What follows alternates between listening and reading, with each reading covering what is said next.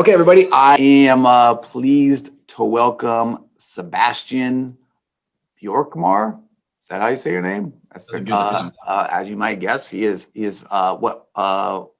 somewhere Northern European. I can't Yep. remember what country exactly. We'll figure that out in a second. But Sebastian knows Facebook ads. He helps a very specific sort of subset of attorneys with Facebook advertising, and we'll talk about that more and what he does and how he does it. But in any event, welcome to my podcast. Welcome to the show. Thanks a lot, Chris. I'm looking forward to it. Yeah. So I mean, the easiest place to start probably is just sort of generally, who are you? What do you do? Where are you from? Like, what's sort of your short little bio, and then I'll pepper you with some more fun questions. Yeah. Okay. So where to start? My background is actually in engineering. So I studied engineering at university, specialization in product design, and then I got a master's in marketing as well. And I kind of chose a international version of that program. So I chose Mandarin Chinese. So I went to China and lived in China for 2.5 years too. And I love languages, other cultures. That's probably why I'm, talking to you right now as well, even though we're not in the same country. I just really love connecting with people all around the globe. And so I was studying and also working a while in China, Shanghai, Beijing, also Taiwan for a while. And then after that, after university, started working in Italy, in Naples, Italy, where the pizza comes from.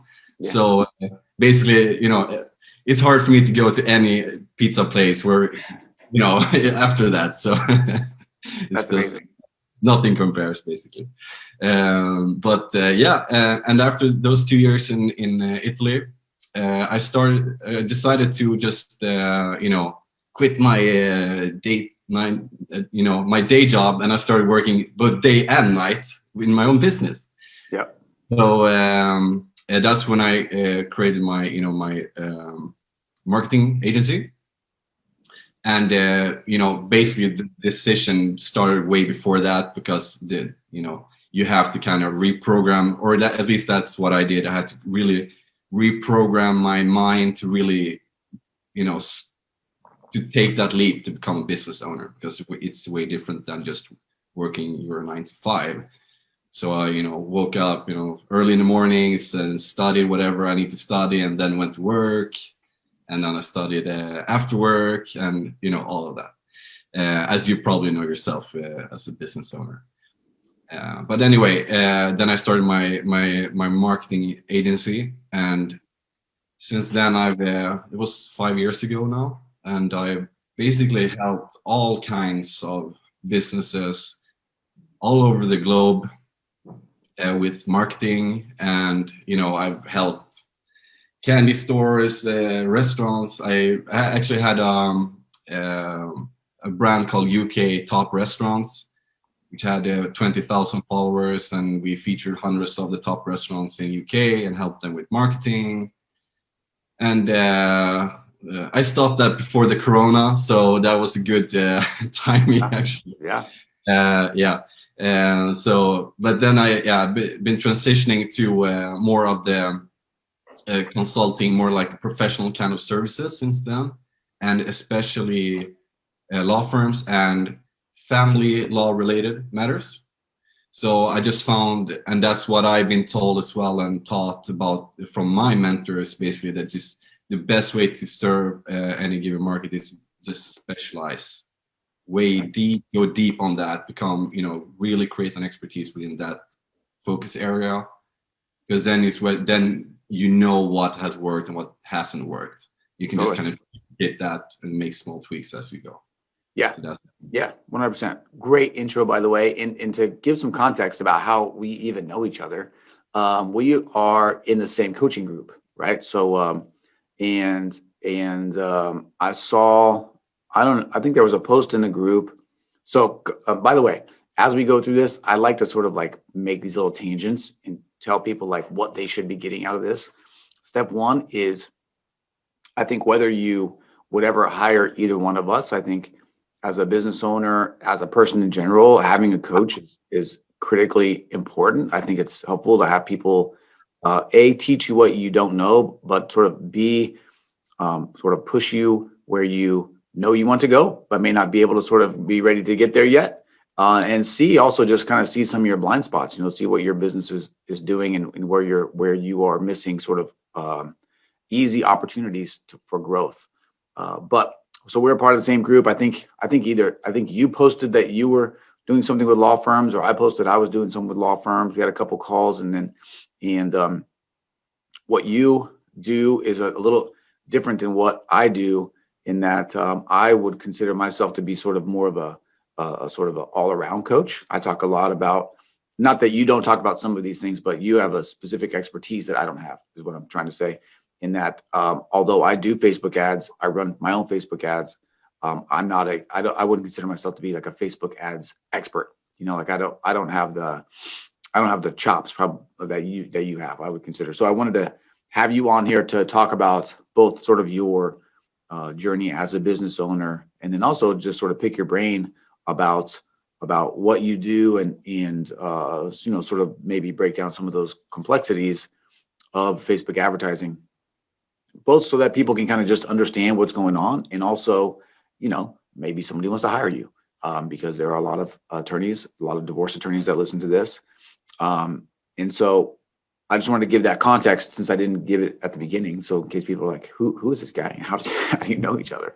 That's how. But lots to unpack in what you said. I think maybe the first place that I would like to go is, you talked about when you started your business, having to learn how to be a business owner, how to do some of these things.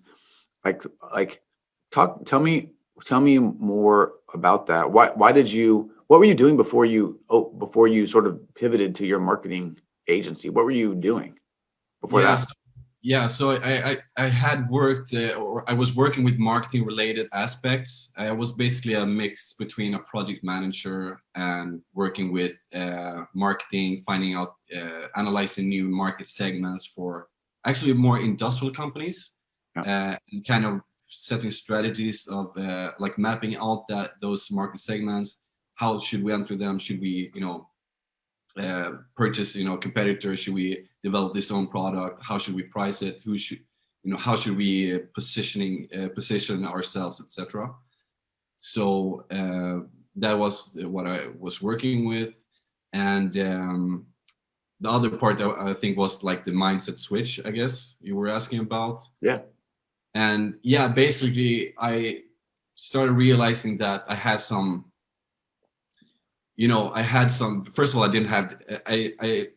identified in myself that didn't have the skills that I needed to start my own business. So although I had experience in marketing itself and kind of, the mindset more on a strategic level, I hadn't even touched kind of the tactical aspects of, digital marketing and advertising. So I had to really learn that whole aspect. So it helped, of course, that I had like this more strategic knowledge in the marketing area, so to speak. But I just had to learn all the tactics. Tell me about how you did that. Here's why I want to know this. I get questions from people all the time that want to open their own firm, or that want to change practice areas, and they're worried about not having enough experience in the like the nuts and bolts of the thing. What did you do specifically to sort of learn the platforms, or just learn whatever you do? How did you figure that out? Yeah, so I was working at the time, as I said, in Italy, and it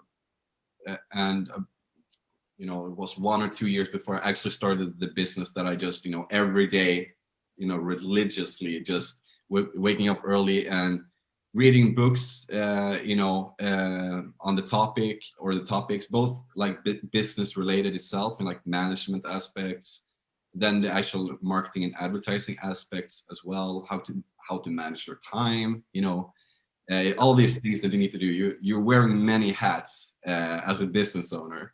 But specifically to answer your question about like to learn actual advertising aspects, I just joined, different courses. So I learned from people. I tried different courses, because first I knew I wanted to work with marketing and advertising, and basically why I want to do that is what I find most interesting with that part in the first place is the psychology aspect of marketing. I just find psychology so interesting. You basically have this a person or a business entity that can have a product or service that they provide is basically solve a problem. Then you have this other person or business, could be as well, that has has the problem, has some need of the service. My job is to identify those people or businesses that need help and kind of bridge the gap between the provider and the person or business that need help. Be that like voice, bridge the gap between them. So I just find that whole aspect very interesting. And what was the question again about? You're answering it. I was just asking about how you sort of cultivated your expertise in the area, right? And I think the answer that I've given people is the same. People think it's so difficult or so like there's some secret, but there's not, right? You just learn what you're doing. You buy some courses. And the reason I'm sure you found this. There are just a spectrum of people across the board. I found it in my estate planning clients, for example. So there are people that need estate planning, right? They need a will or they need a trust or something. Of those people, there's a big spectrum. There's on one end the do-it-yourselfer. They're going to do everything on their own. It doesn't matter how difficult it is. And they don't care. They're always going to try to do it on their own. These are the people that try to change their own oil, fix their own toilets, do all this kind of stuff. That's fine. They're just this kind of people. There's other kind of people over here that are not doing any of it. They don't care. They want to hire somebody. They want the expertise. They don't want to do it themselves. They want at the same time, they want to go faster. And there's also sort of these hybrid people in the middle that kind of want to learn about what's going on, get some help, maybe through a course or through something like that. There's all these spectrums. So what I try to hit when I do these things is everybody, right? Because there'll be people that listen to this that are like, okay, I know I want to do Facebook ads. I know I'm a divorce attorney. I'm going to talk to Sebastian. I'm going to see if he can help me. There's the other person that's like, I know I need to do Facebook ads. I'm a divorce attorney. I don't want to hire anybody. I'm a cheap ass. I'm gonna try to do it on my own. He read these books. I'm gonna go try to read these books too. You know what I'm saying? So I think I think it applies also to just how we do our own practical stuff. So I think that's a great breakdown. I think what I've been taught and what I'm basically telling other because I also could do some coaching, but basically what I say is that you need to have enough understanding about the topic in order to outsource it, right? Sure. So because if you outsource something that you have no knowledge of, then you don't know if they're doing a bad job or a good job, or how it should be done. You want to give some initial pointers, within that area for that to be carried out correctly and in a good way. So no matter where you fall, I think you should at least have the basic knowledge of it to know how to outsource it correctly. Yeah, which leads me, so I'm going to jump all around, forwards and backwards and up and down, left and right, as we go. But so on that note, so let's say somebody is trying to hire somebody to help them with something. Are there any questions so what should people know? So you have the same problem when you're trying to hire an attorney as to hire like someone like you, in that anybody can say they own a marketing agency and they're a Facebook ads expert. Anybody can say they're an attorney and they're an expert in estate planning. Like if I lined you up with 5 other people and I lined 5 other estate planning attorneys up, it's hard to know, like, okay, who's legit and who's not. Yeah. Are there any sort of metrics or any sort of signs or any sort of questions that people should be able to answer? Like, how is it, like, as your own, how do you tell, like, if somebody is good or not, sort of in your area, if there is even any way to do that? That's what it all comes down to in the end, right? Like, people want to, in order for you to hire somebody, you need to have some sort of trust in that person or business, and some sort of trust in that they actually know what they're talking about and that they can help you.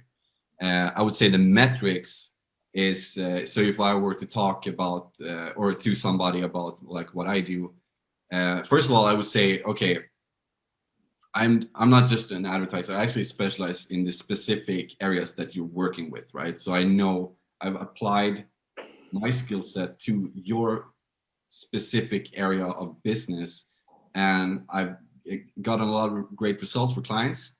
So I will just, basically show them the results I've been getting for clients. So just as an example, a client that I've been working with since January is she started her law firm about 1.5 years ago. Yep.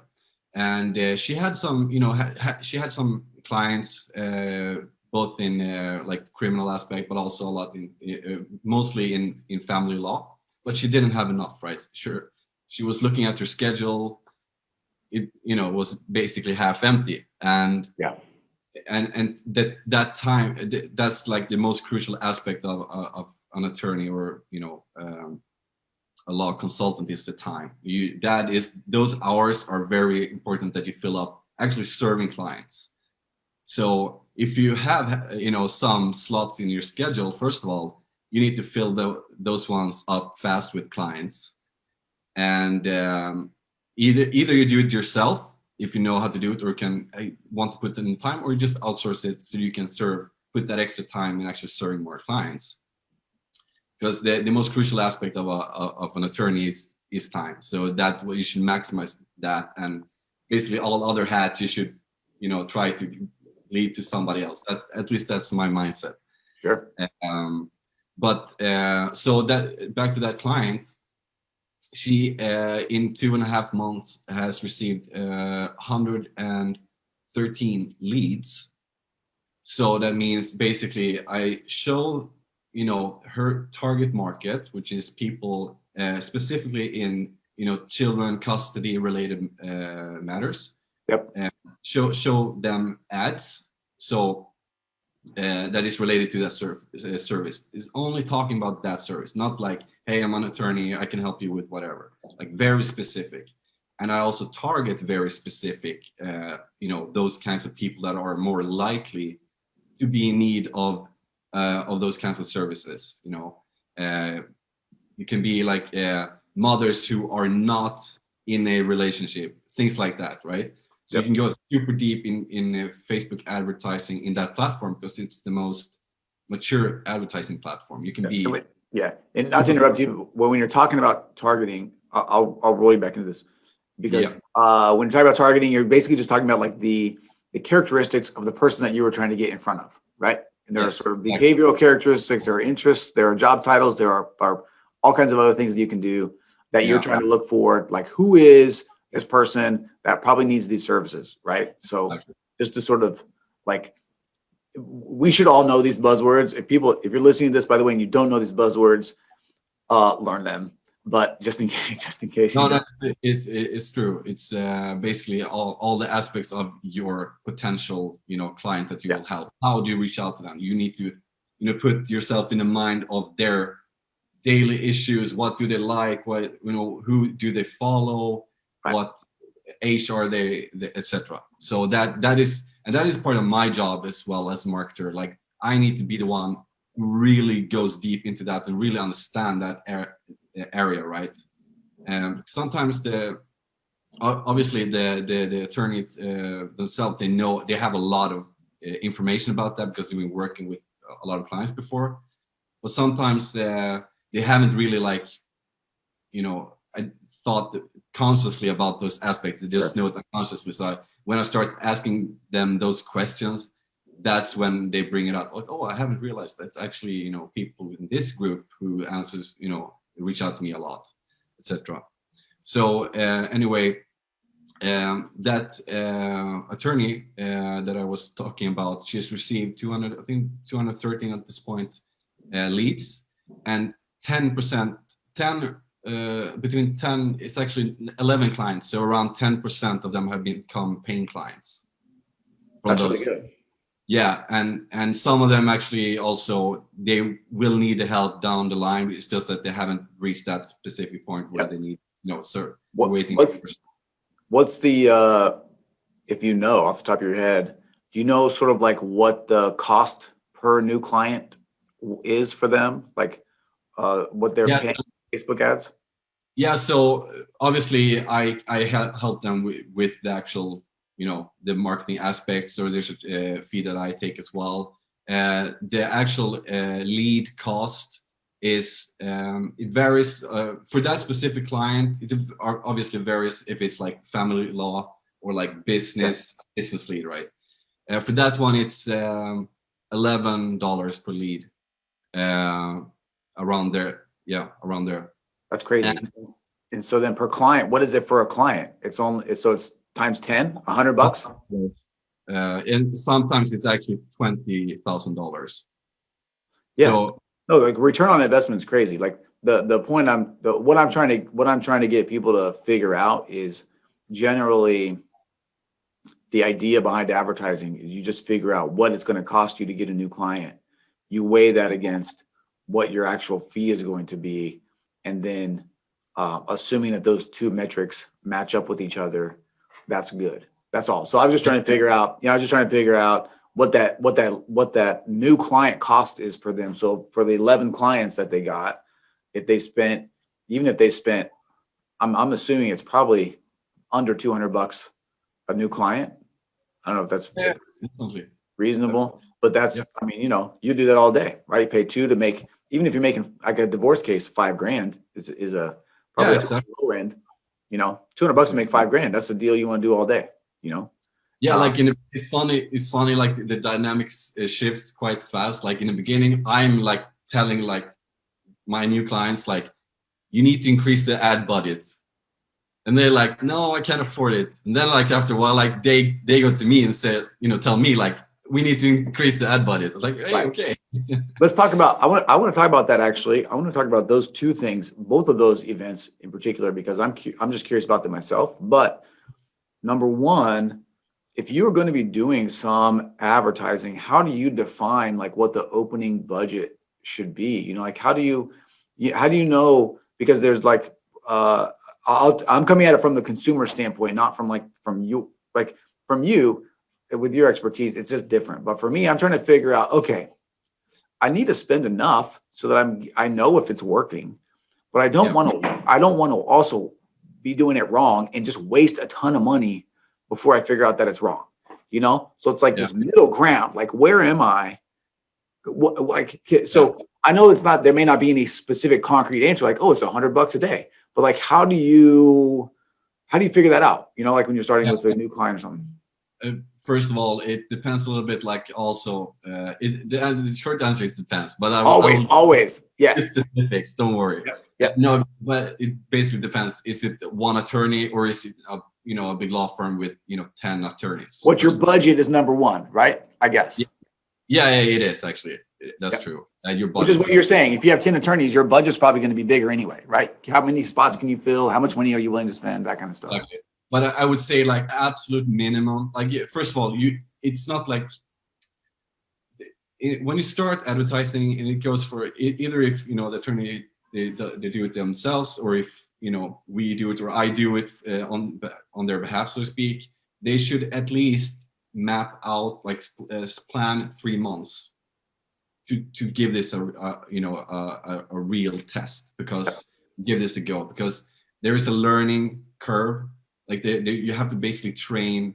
So what you do is you set up your business as within Facebook. You set up a business account within Facebook. You start the advertising campaigns, and then you start gathering the data. And in those initial weeks, even 1 or 2 months, you gather a lot of data. You test a lot of different ads. I happen to know what works and doesn't, but what doesn't. But there's still kind of a testing phase, and you want to kind of optimize your website or landing page as well, which is a very crucial aspect of actually converting those leads. Converting is another of those buzzwords. You basically want to turn those visitors of your website to fill out a contact form, basically. Right. And Facebook in the algorithm, the Facebook algorithm is also it's not just about you gathering data, but Facebook is also learning and trying to work for you at the same time, right? So there's just that it does take time like the AI or like, you know, whatever this crazy Facebook person is in the machine trying to figure things out. It takes time for them as well, because they keep track of who clicks on what and what their characteristics are. They do all that kind of craziness as well, right? So there's sort of both of those. You're learning what works just as far as the interest that you're targeting specifically, but Facebook is also learning, even within your parameters, who is most likely to sort of interact with these ads that you're putting out, right? Exactly, and there's a whole science that I can go into if you want to, about like, you know, how the Facebook algorithm works. It's crazy. But maybe we'll save that for a masterclass sometime. Yeah, I can talk hours about that for sure. I will have you come into my coaching group and do that 100%. So let me ask you this. Let me ask you this then. When it comes to setting a new budget, is there sort of a simple formula? And maybe even if it's just like, okay, my average client is $5,000. I want to allocate 10% to a test like per month or something like that, right? Yeah. Is there any quick and easy? That's a quite decent number, actually. I would say, as I said, 3 months, right? You want to do this test for at least 3 months to tweak and optimize the data, and then on the third month is where you kind of see the direction it's taking. Absolute minimum $500 per month. Okay. I would recommend $1,000 per month. Yeah. Because then you really can test a lot of different ads, and you give basically the algorithm, the Facebook algorithm, you're giving it enough data for it to optimize who it should continue to show the ads for, which, you know, audience to show the ads to and not. And that's when you have that data, you'll get much faster results as well.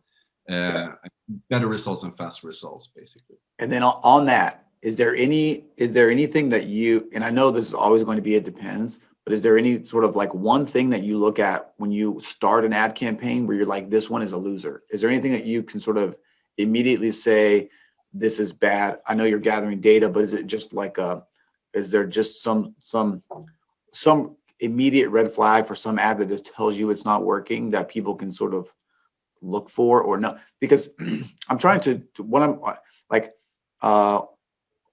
this is for the audience more so for than you.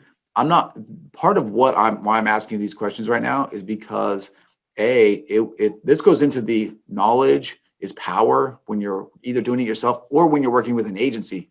Because if you can see your own metrics, if they don't know what they're doing, at least you have an idea of like what's going on. You know, like you can see the numbers, and when they're telling you something, you can at least say, this is bullshit. You know, like I know at least this minimal amount of information. So is there anything as you're running these ads, because typically you'll run a bunch of different ad sets and things like that.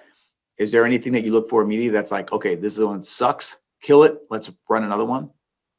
Yeah, I mean, first of all, you need to be able, you need to give, you need to spend enough money on a certain ad for it to know that, you know, given it enough time and money for it to give you results. So if you just look at it, you spend, you know, $1, and then you look like, okay, I don't have any leads, I don't have, you know, barely any clicks, and the cost per click is super high.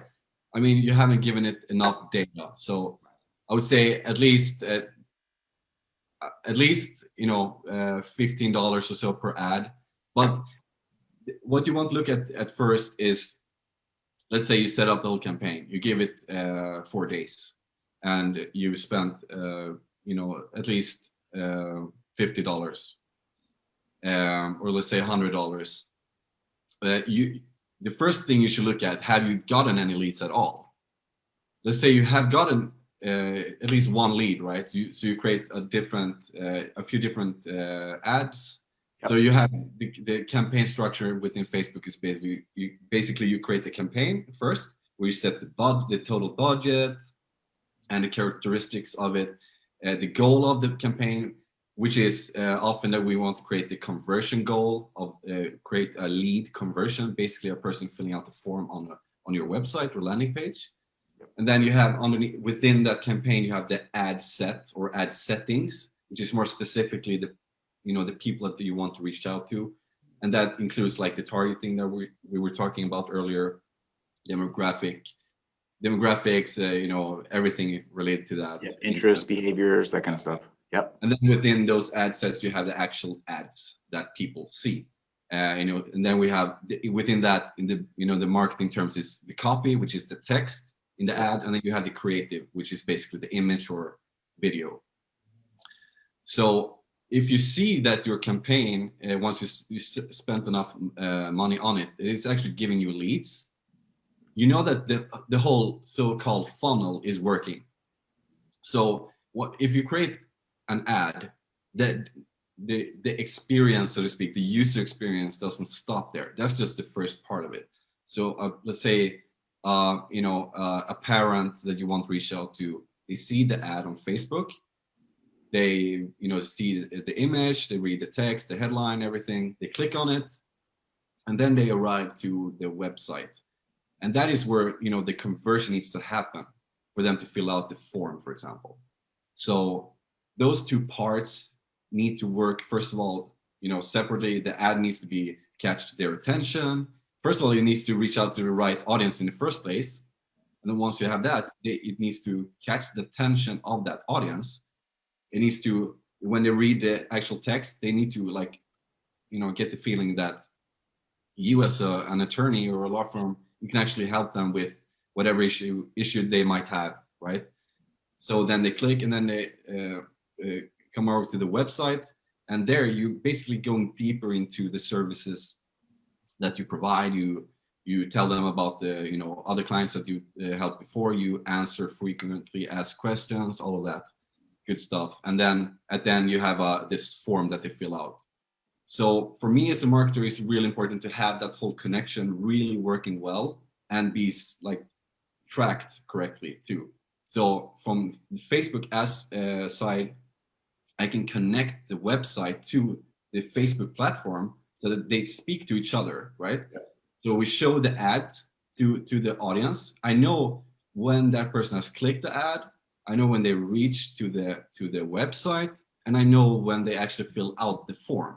So that whole system needs to be bulletproof, first of all. So first of all, if you see that one ad it has actually gathered a lead or several leads, then that is working. So right after that, you have some kind of indication about, okay, this ad is working well. The other ones that don't have not get provided any leads for you, then you can go one step backwards, because the amount of leads is the goal. So if it's working on that level, that the other parts are working well, meaning like the cost per click, the click-through rate, the cost per 1,000 impressions, so meaning 1,000 times people have seen the ad, etc. So all those other metrics, they're important, but they're not as important as the cost per lead or amount of leads it's giving you. So that's the So let me summarize real quick and tell me if I'm wrong.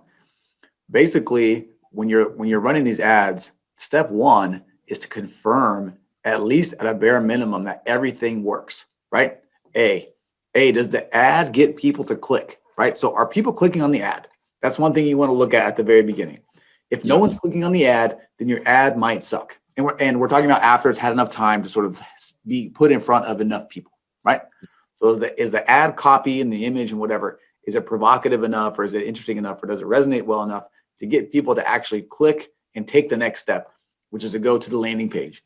Then step number two, if you have a bunch of clicks, but you have no meeting set, okay, then something might be wrong with your landing page, and you might need to fix that as well. So that's sort of the second thing that you might be looking at, right? So you're getting a bunch of clicks, no one's booking any times. Well, okay, so one part of this process might be pretty good, the ad. The other part of the process, no one's booking. So the landing page might suck. So you're trying to find a situation, even one of your ads, where people are clicking and people are booking, because then you can sort of confirm.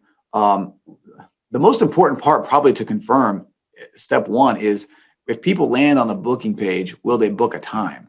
Because then you can just run a bunch of different copy and ideas and just test a whole bunch of random things to get people to the page that meet the needs of the page, obviously. But once they book, then you can start looking for those ads where people click and book. I mean, obviously you want those two things together, but those two metrics separately to get right are important, right? And you can't have really a successful campaign without having both of those. You know, I had a coaching client I was talking to, and he's like, this is like Google ads. He's getting a bunch of clicks.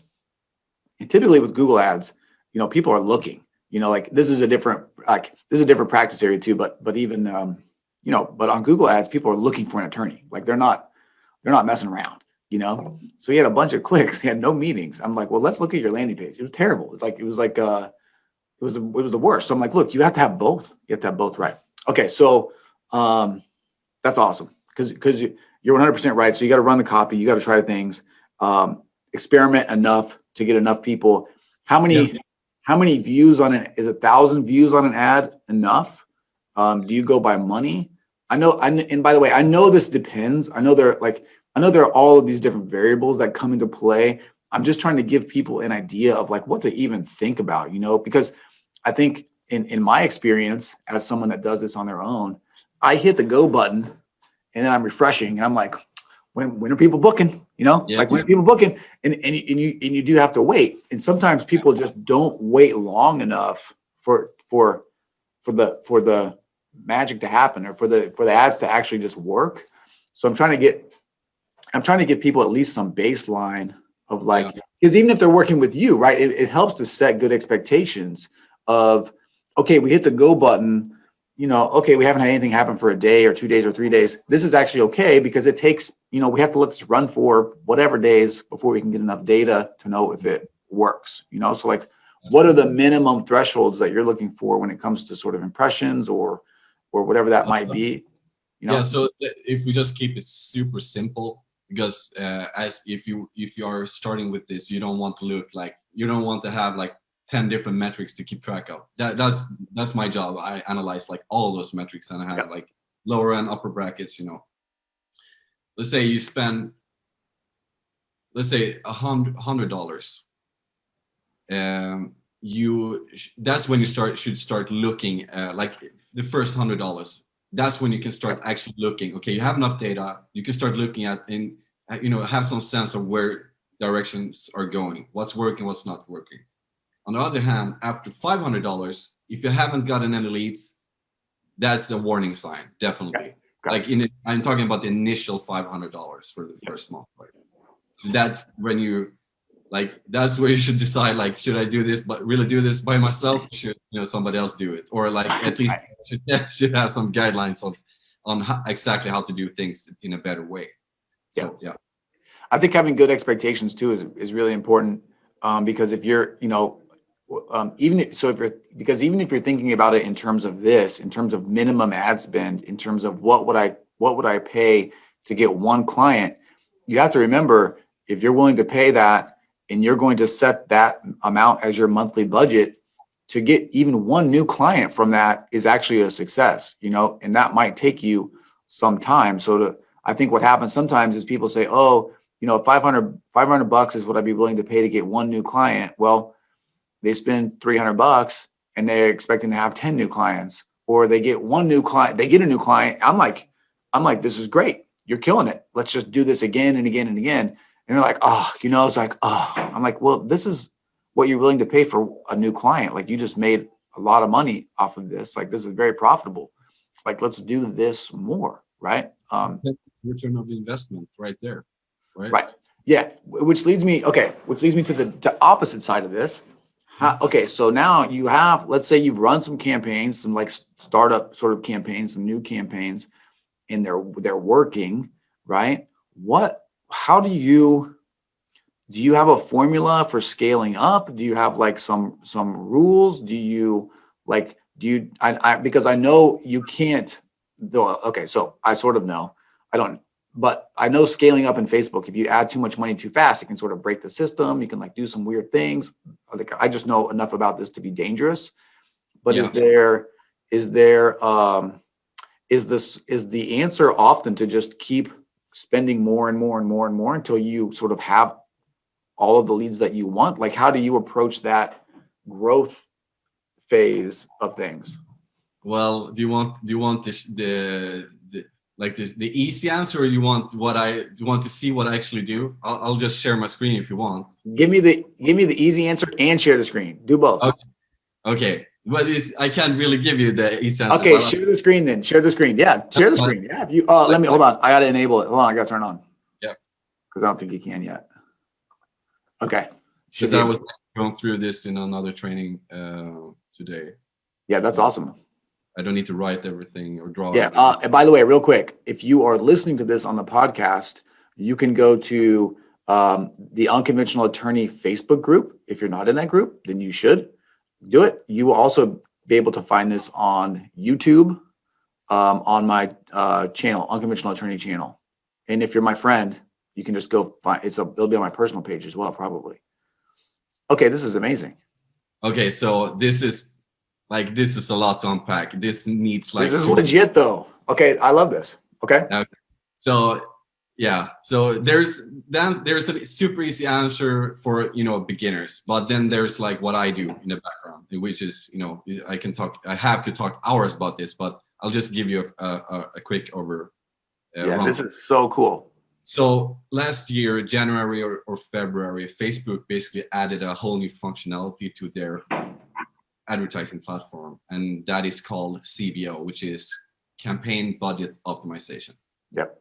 Before that, and that part also still exists, was the ad set budget optimization, ABO. And basically in the ABO, you basically set the budget for each individual ad set or ad setting. And then the Facebook algorithm can kind of optimize which of those ads within each ad set to show to more people, depending on if they click on it or not, right?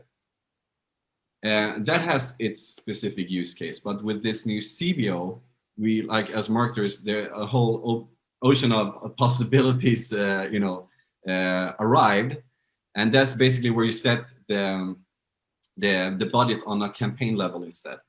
And that why is that? Like, it's because the Facebook algorithm is so incredibly smart now. It's an AI basically that is so smart that the more range you give it, the more better results it will give you back. That's that in a short way.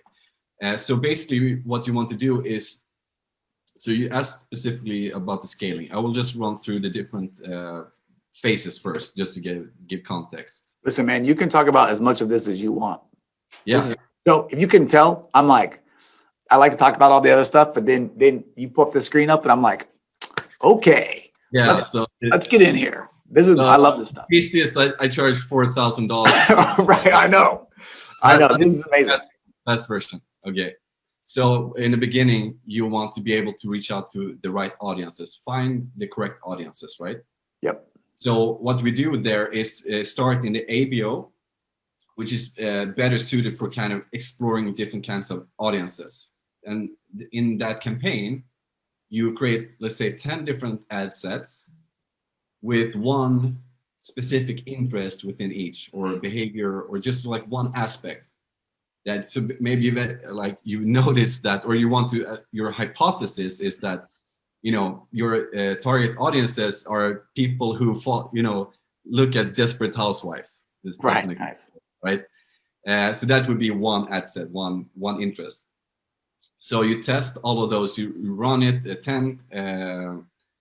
You have, first of all, also 4 different creatives within each ad set to test different creatives. So maybe 2 videos, 2 images. One image is of a person, like yourself as an attorney. The other one is like of a law book or something. And then you have videos of yourself explaining, like answering frequently asked questions, etc. Yep. You want to test what works. Always test. And then you run that, $10 per ad set for a couple, 2 to 4 days. You want to find a winning audience. And with that winning audience, you bring that into CBO. You create a new campaign within the CBO. So like, I can go super deep into this, but just tell me if I'm talking too much. Yeah, keep it. Yeah. No, you're probably about as deep as you want to go right now. Yeah. Okay. Great.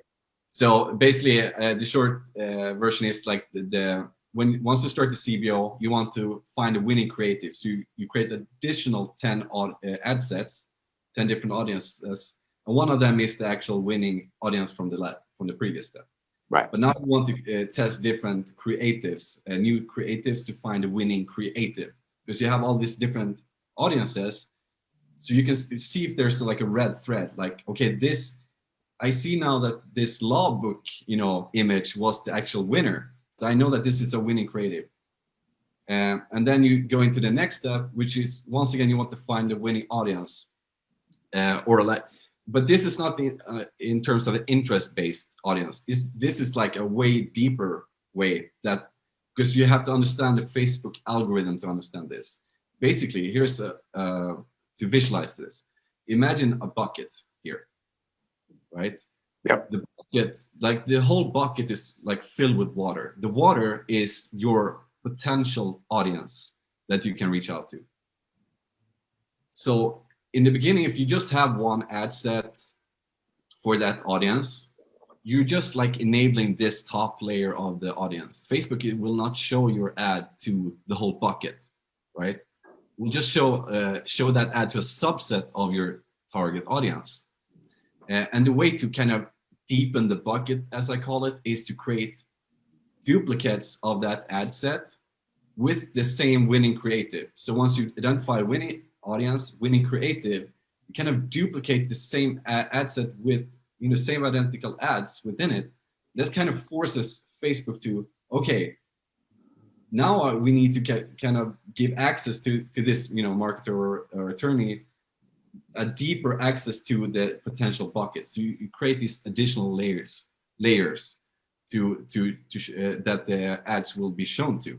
So that's the way to kind of increase and expand the amount of people that you can reach out to. Let me summarize that. Let me summarize that one real quick. So basically, you find a winning audience, and you want Facebook to show your ad to more of that audience.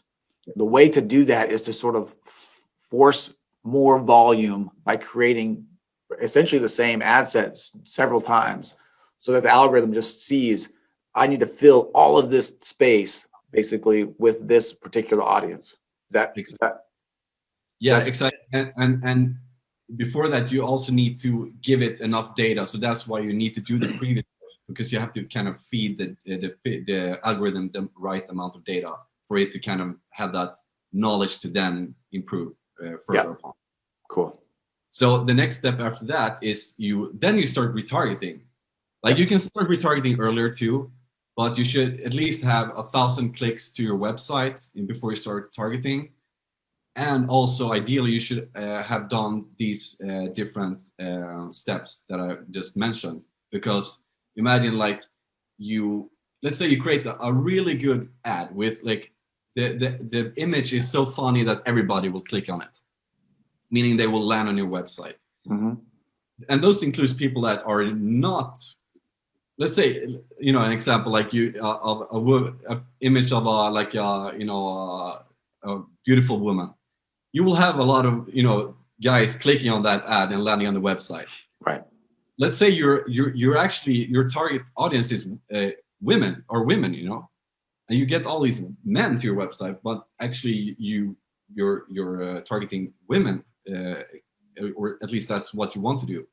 So you're kind of feeding the pixel or the Facebook algorithm with the wrong data. Yep. So what you need to do is you need to know that these people that land on your website actually convert. So they not only click, but they actually become leads. So people who schedule a meeting or a call with you, or fill out the form.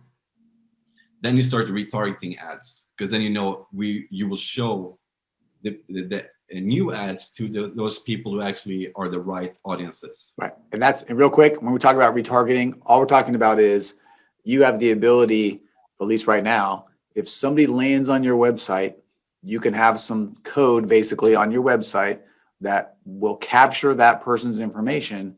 And when they go back to Facebook, then you can show them ads just because they visited your website. So sort of you're like, that's why it's called retargeting. So somebody has hit your website, they are a target, and then you can sort of re-hit them when they come back onto Facebook. And a perfect example, everybody knows this. If you go to like Nordstrom.com, for example, and you click on a pair of shoes, and then you go to Facebook, that same pair of shoes or a Nordstrom ad will pop up in your feed almost immediately. That is retargeting, okay? And we have the ability to do that if you set it up right, basically. Exactly. Yep. And yep. And for the retargeting, you want to spend between 5 and 10% of the total monthly budget on that. And you know, in marketing or sales, as you know, Chris, like you want to, you know, ideally, you know, show them your, you know, content, whatever that may be, at least 7 times to get the right, like all the potential clients, so to speak, or people that you want to convert to actually convert. Yeah. So it's just like some people, you know, first time they see, some people are, you know, people are very different personality wise. Some people are like, they see something that they see they have the need of, or they like, or they just take action immediately. Right. And convert really fast, become paying clients, whatever. And then you have people, you know, they just, maybe they are like, they haven't even thought of contacting an attorney. They haven't even like consciously thought that they actually need help. So you're reaching out to these people before they actually know that they need help. Those people are, they need to like kind of be more like used to the thought of the A, that they need help, B, that you're the one who can help them, right? So you want to be able to reach out them time and time again, you know, over a certain period of time, so that they will kind of warm up to the idea of you helping them. That's right. Yeah. So for warm content, it might be sort of like what I talk about when I talk about warm content is think about the questions that people are asking before they hire an attorney, like the real questions, not like the, you know, because as attorneys, we want to get fluffy. We want to talk about like the easy questions, right? So like for divorce, for example, it might be like, how do I keep as much money as possible if I'm going to get divorced? Okay, right? That's sort of a interesting question, but that's what people are actually thinking about when they are thinking about this process. And so by doing that, you can build trust and get to know them, and then also maybe objection busting as well. Maybe and correct me if I'm wrong, but like maybe something that has a reviews or a story about a client success story or something like that. Just like think about the things that people are how they're working their way through this decision process before they're booking a time to talk with you, right? And that's sort of what you want this warm content to be. Yeah, right. Yeah, absolutely correct. Exactly. All right, cool. All right.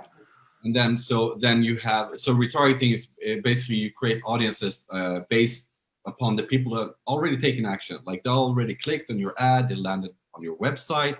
Yep. They might be subscribers that you already have on your email list, or people who liked your Facebook page, etc. There are different ways to do it, and you should test different kinds. You could actually be people who actually stayed for longer than 1 minute on your website. Those are like really good people to retarget. And so then you create a look-alike audience. That's the LAA here, look-alike audience from that. So you have, like, let's say you have 1,500 people who've actually clicked and visited your website. You create a look-alike audience from that, meaning I want to reach out to more people who are similar to these kinds of people. And by similar, we mean, actually, we don't know exactly what we mean, but the Facebook algorithm knows what it means, because it has all the data. That it will not tell us exactly what it is, but it knows for sure. So it knows like the demographics, it knows exact interests they have, they know what similarities they have amongst each other. And then we reach out to then we start showing ads to those people, because then we can kind of reach out to more people again, based on you basically creating this super audience. Yep. Instead of like just choosing a specific interest as we did in the beginning, now we create this super audience, because we know that these are people who are actually similar to even the people who, schedule a meeting with us before or fill out the form. Like, these are really good people to reach out to. And then, this fourth and fifth step, they're You shouldn't even look at this unless you're spending a lot of money on advertising. But it's basically how to scale it. Like I talked about the other way to scale with these different ad sets to deepen the bucket. But then you have also like the from a monetary side of things that you increase the budget. There are different ways to do it, but at this level, you basically every 4 days you double the budget. But then we're also talking about CBO, this specific project, process. Yep. You can also do every other day increase. If you're in the ABO doing that, every other day increase with 25%. Then you will be safe, so to speak. Because if you increase the budget too fast, especially in the beginning, your ad account might be banned by Facebook, because Facebook needs trust from marketers as well. Before it gives you the reins to do whatever you want on their platform, they want to know that, okay, this is a person or business that knows what they're doing. They're getting results. They're responsible marketers, let's say, and we trust them because we know that we can charge their card, the credit card for the ad spend. All of those, uncertainties it has cleared out. So then that is when it will give you the reins to do more what you want, so to speak. Yeah. And basically what happens when you increase the budget is, when you had originally this round pizza here, right? Then you have a certain access to the market. In order to increase, another way was to deepening like the bucket, right? The pizza or the bucket. So now we're looking from above. Before we were looking from the side. So another way to increase the pizza or increase the size of the bucket is to increase, the circle, and by doing that you increase the budget. So that basically expands the amount of people that you will reach out to. So it not only it is showing are the ads being shown more for the higher budget, but it's actually the ads are being shown to more people as well. Got it. And is part of your goal then, as you work through this process, particularly when it comes to the scaling aspect, is to create enough data to create viable lookalike audiences, and then start spending more and more and more toward those lookalike audiences? To a certain extent.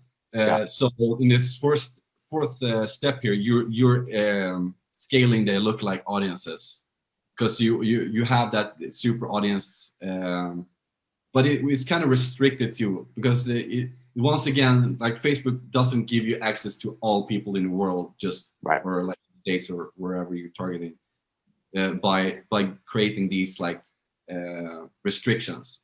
Yeah. So after this step to scale even more is then you go broad again. You don't do lookalike anymore. Got it. This is the abyss. This is like how to scale to infinity. Yeah. Then you go broad again, because that's, once again, you're in the CBO, which means you're giving Facebook algorithm all the reins to your ads account.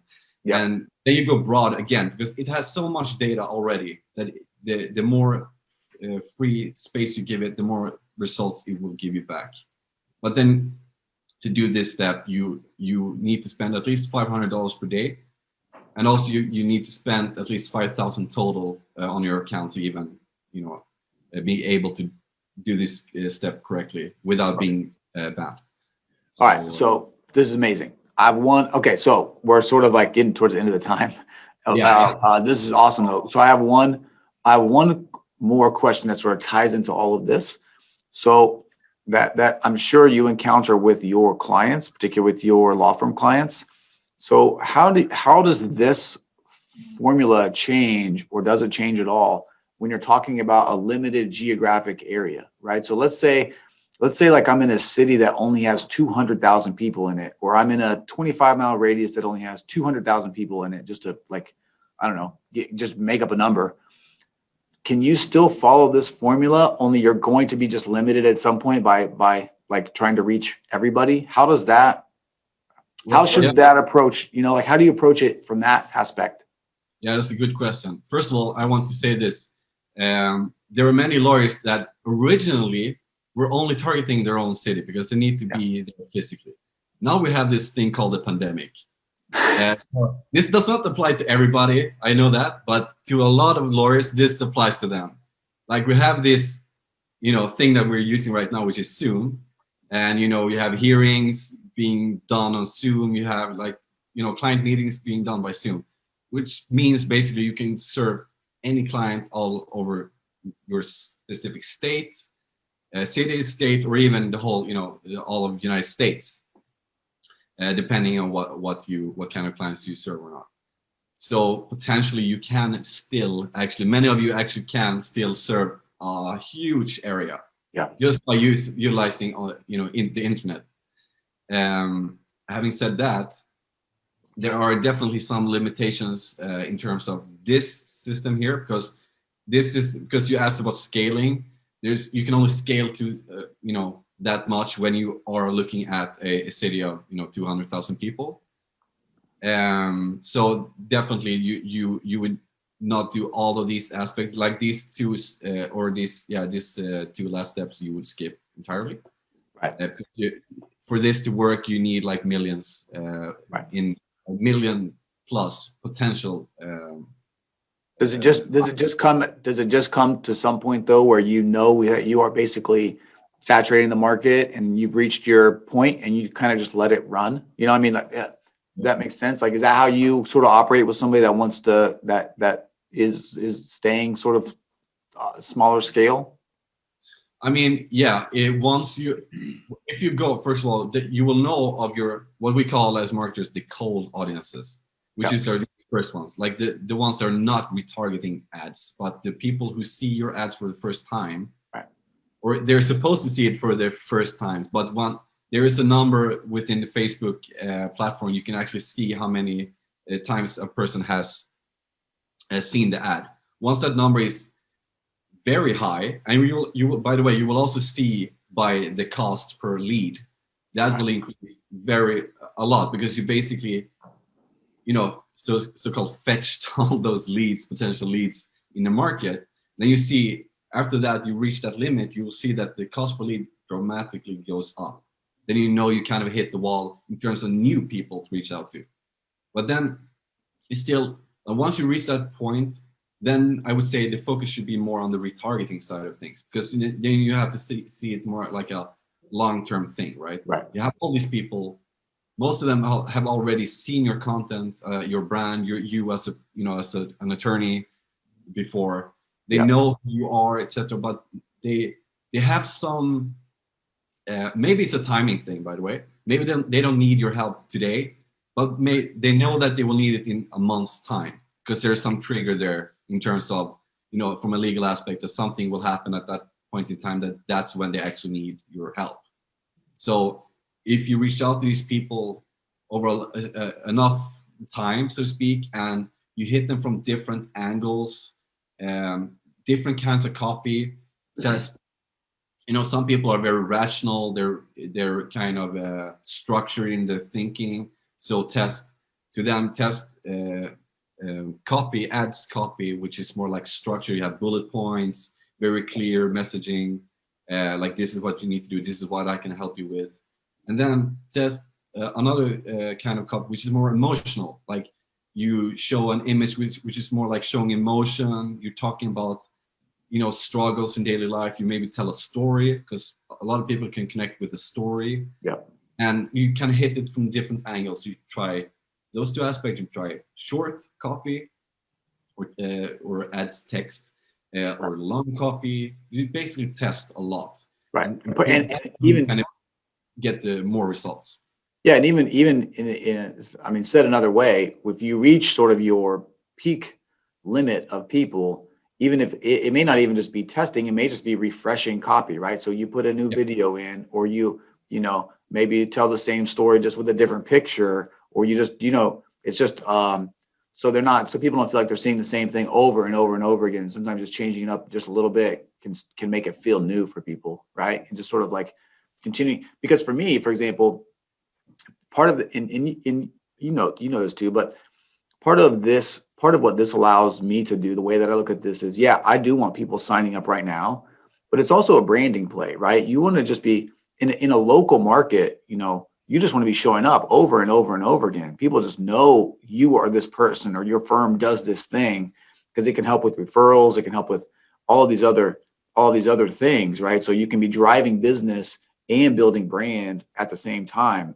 And so there's an added benefit, I think, for a local service business when they're doing these kinds of ads. There's, you're not, it's not a branding play necessarily, but you can't help but create some of that just by its very nature, So. Oh yeah, that's great. That's a great point. These people have seen your ad many times, on the internet, so to speak. And the trigger might be when they're actually walking, in town, depending on if that's a possibility at the moment or not. That kind of changes from week to week. But that might be the trigger. Okay, wow, this is what I know. Everything I know. This is Chris working in there. I'm sure I already see. I know him. I feel like I know him. This is a person I can trust. Then they walk in there and have a conversation, and that is the final trigger. Or they might see they've seen all these ads. And then once that point in time has arrived when they actually need help, maybe then they will actually search on Google for your name, right? Then they go in that way instead. So you should see it long term and set up the campaigns in that way as well. Yeah, totally. Awesome. Okay, I'm gonna let you go because we've gone way over time, but this is amazing. I gotta tell you, I love this stuff. And so I really appreciate you sharing this because this is sort of what I would consider to be true insider knowledge, this is, I know this isn't your whole system. There's obviously much, much more depth to this, but this is real deal stuff, so let's end with this. We should have done it at the beginning. I'll find some way maybe to put it in at the beginning. If people are interested in learning more about what you do or how you can help them, where should they go? What should they do? What's an easy next step for them? So I would say the easy step, I actually created a unique link specifically for people if somebody decides they want to have a chat with me, and I welcome you to have a chat with me if you have any interest about anything that we've been talking about. And, specifically if you find that advertising, I know Chris, he helps you give you knowledge about what to do in a real fast way. Yeah. I'm more if I can actually take care of the whole advertising marketing. I don't do this at all. Yeah, exactly. I will actually do it for you. So you just serve your clients. I will just basically bring you more clients. Right. So I actually created a Calendly link specifically for this. Okay. So where should I put the link? Let's do this. You give me the link and let's do this. If you just go to theunconventionalattorney.com/Sebastian, let's make it easy. Then I will make sure that link just forwards there. Is that okay? Yeah, definitely. All right. So theunconventionalattorney.com/Sebastian. We'll get you there. So I would encourage you guys to go check it out. Go talk to them. Obviously, one of the ways that you can tell people know their stuff is when they show you what they're doing. And so that really was. I'm pumped about that. That was cool. So anyway, thank you so much. Any closing thoughts? What about just if people Instagram, Facebook, social media? Is there any place that people can just find you if they want to just go follow you? I would say LinkedIn is a great place because actually I've written 2 articles recently that would be great for anybody who has any interest about this. So you can put that link up there as well. Or if it's linkedin.com, I think it's /in/ and then my last name, Björkemar. Yeah. But maybe I'll put your name in the it'll be in the title and stuff like that too, so people can find you. So basically there's one article talking specifically about Facebook ads for law firms.